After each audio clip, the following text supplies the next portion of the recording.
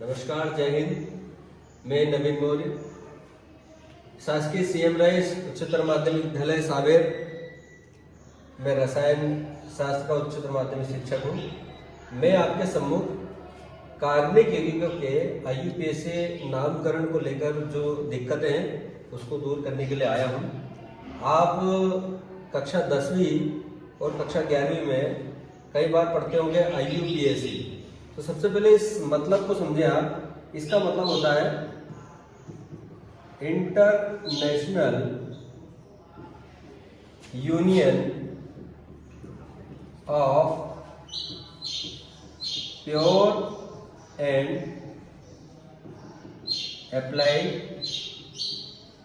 Chemistry. ये IUPAC का पूरा नाम है।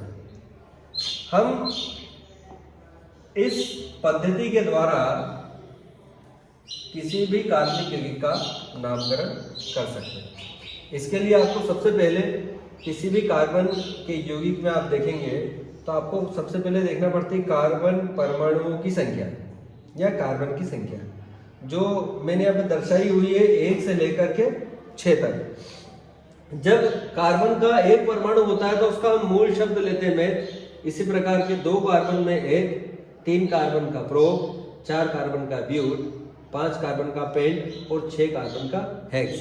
इसके अलावा भी बहुत सारे कार्बन हो सकते हैं, लेकिन हम 6 कार्बन तक के कार्बनिक यौगिकों के IUPAC नामकरण की बात करेंगे।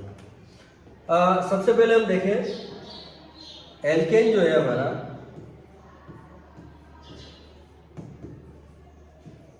ये हाइड्रोकार्बन है जिसमें कार्बन कार्बन में एकल बंध होता है।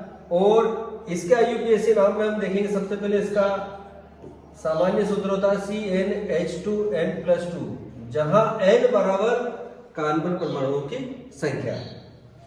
इस प्रकार से हम देखें तो यदि एक कार्बन का कोई एल्केन बनेगा तो उसका सूत्र बनेगा CH4। आप n की जगह 1 रख के देखें, n बराबर 1 तो ये होगा C, एक अपने आप में है 2 × 1 + 2, तो ये क्या बन जाएगा आपका CH4। अब कार्बन 1 है तो वो क्या होगा मेथ। चूंकि हम बात किसकी कर रहे हैं, एल्केन की, तो एल्केन में हम एक शब्द जोड़ेंगे N, जिसको हम बोलते हैं अनुलग्न। इस प्रकार से इसका नाम क्या बन जाएगा, इसका नाम बन जाएगा मेथेन। तो CH4 का IUPAC नाम हो गया मेथेन। अन्य उदाहरण में हम देखें, यदि आप n बराबर 2 रख के देखेंगे तो उसका सूत्र बनेगा C2H2 × 2 + 2। इसको पूरे को आप जोड़ेंगे तो ये बनेगा 2 दूनी 4 और 2 6, तो ये हो गया C2H6। कार्बन 2 के लिए 8, एल्केन का N जोड़ दिया हमने तो इसका IUPAC बन गया एथेन। इस प्रकार से हम 2 कार्बन के लिए एथेन, 3 कार्बन का प्रोपेन, 4 का ब्यूटेन, 5 का पेंटेन और 6 का हेक्सेन, इस प्रकार के हम IUPAC एल्केन के बना सकते हैं। आप यदि ध्यान दें तो आपको इसमें जितने कार्बन दिख रहे हैं, जैसे हमको अब डायरेक्ट ही निकालना है किसका, ब्यूटेन का मान लीजिए, तो ब्यूटेन के लिए कार्बन कितने हो गए हमारे पास 4। अब हाइड्रोजन कितने होंगे, तो 4, आपका n बराबर 4 है तो 4 दूनी 8 और 2 10, तो हमने सीधे इसका सूत्र निकाल लिया C4H10, जो कि हमारा क्या बन गया ब्यूटेन। ब्यूट में हमने n जोड़ दिया, ये बन गया हमारा ब्यूटेन। तो ये बात हुई बच्चों एल्केन की। हम इसी पद्धति के द्वारा एक और कार्बनिक यौगिक है जिसको हम बोलते हैं एल्केन। देखो एल्केन का सामान्य सूत्र था CnH2n+2। आप इसमें से केवल 2 हटा दें तो ये किसका बन जाएगा एल्केन का। अब आपको कुछ नहीं करना है, जितने कार्बन है। अच्छा, एल्केन की एक खास बात हो, एल्केन वो हाइड्रोकार्बन है जिसमें कार्बन कार्बन के मध्य द्विबंध उपस्थित होते हैं। मतलब आपको किसी भी 2 कार्बन, आपको यहाँ पे फिर मैथ से आप शुरुआत नहीं कर सकते। आप एक प्रो ब्यूट पेंट हेक्स जेड आगे जितने भी कार्बन है उसमें किसी भी 2 कार्बन में आप डबल बॉन्ड लगा दें। और जैसे हमने 2 लिया तो N हमारा 2 हो गया, C2 और इसका डबल कर दो तो ये हो जाएगा C2H4। कार्बन 2 है 8। अब चूंकि आप बात कर रहे हैं एल्कीन की, तो एल्कीन में हम इन जोड़ देंगे तो इसका IUPAC हो गया एथीन। ठीक है, अब आप देखें एल्कीन, इसी तरह आप पेंटीन बना सकते हैं C5 और इसका डबल कर दें H10 तो ये क्या बन गया हमारा पेंटीन।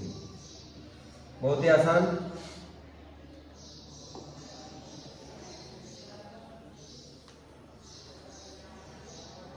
ऐसे एक और हाइड्रोकार्बन हमारा आता है जिसको हम बोलते हैं एल्काइन, जिसका सामान्य सूत्र है CnH2n-2। ठीक है, अब ये एल्काइन जो होता है इसमें कितने बॉन्ड है कार्बन कार्बन में 3 बॉन्ड।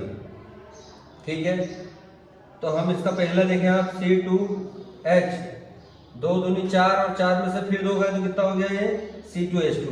इसका IUPAC नाम क्या हो जाएगा, एक में आइन जोड़ दो तो ये हो गया हमारा एथाइन।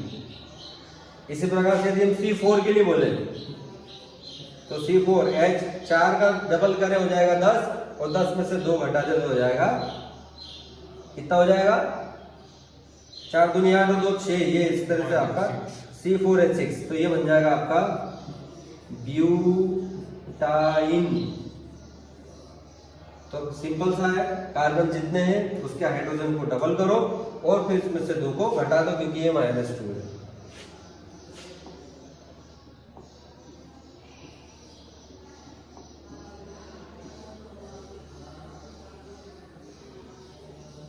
तो हमने यहाँ पर अभी जो 3 सीखे वो तीनों हमारे क्या थे, हाइड्रोकार्बन। इसके अलावा आप देखेंगे तो कुछ क्रियात्मक समूह है।